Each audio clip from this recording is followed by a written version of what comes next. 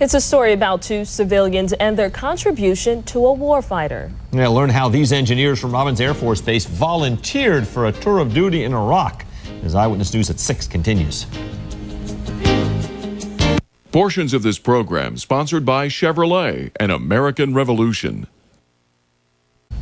Employees at Robins Air Force Base continue to support the war on terror by protecting troops. The three men recently returned from Iraq after completing a mission involving a SmartCable. Candace Raymond spoke with the men today. She joins us in our Wonder Robins newsroom. Now, Candace, what do we mean when we say SmartCable? Well, SmartCable is a cable that is now in 400 U.S. and foreign aircraft in Iraq and Afghanistan.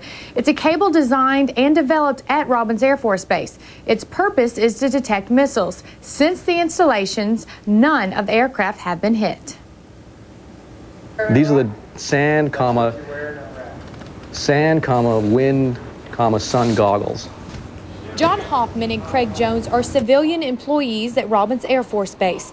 This summer, they suited up in desert combat gear and spent 2 weeks in the battle zone. I mean, it brings it home when they give you a helmet and body armor, and you're supposed to wear this on the flight in and the flight out. So, yeah, you get kind of nervous when you're supposed to wear stuff like that. Lieutenant Colonel Keith Bearden went to Baghdad to help the civilians install an upgrade to the missile warning system on C-130s, aircraft maintained at Robins Air Force Base and used by the Iraqi troops. They needed to have the same level of protection that our guys have, so they needed to have this upgrade installed, and it was a great opportunity to go over there and be good ambassadors for the Iraqis. Bearden's support squadron at Robins designed and developed the upgrade system called the SmartCable. In the desert, the men expected to work alone and complete the mission in 10 days.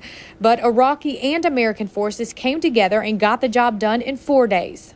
It was just like they were a team with a little bit of a language barrier, but we were working on that. We make a very significant positive impact.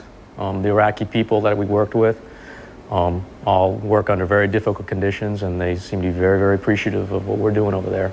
While the men have pictures to remember the mission, they all say the experience was one they will never forget. It's one of the best experiences of my life. I had a great time. I mean, it was real work for the Air Force, for the world. It was an outstanding opportunity for all of us.